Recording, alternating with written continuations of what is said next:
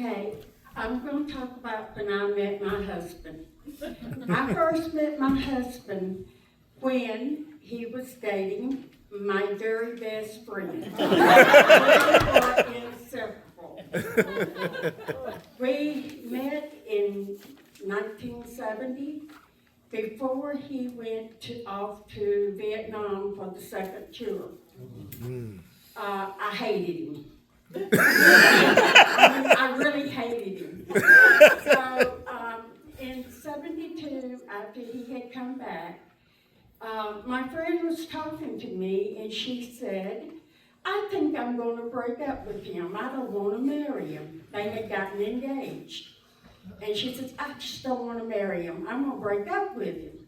And I said, well, okay. I said, that's fine. Jokingly, I said, but I'm going to pick up the pieces. And I did not mean it.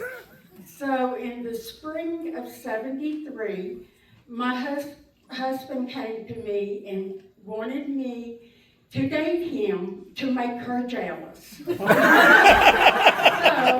I agreed to date him, and we really didn't date too much until about June or July of 73. And we broke up probably every 2 to 3 months. We would get in a fight and not speak to each other for 2 to 3 weeks. So in the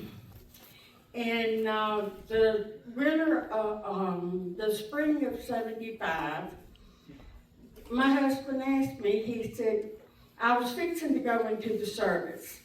And he said, do you really want to do that? And I said, not really. And he said, well, let's get married.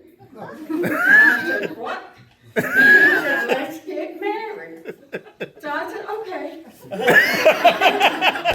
Anyway, he got ready to go home that night.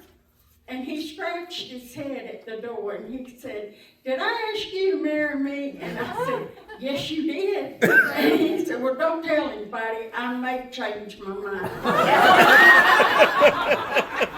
Okay, but of course,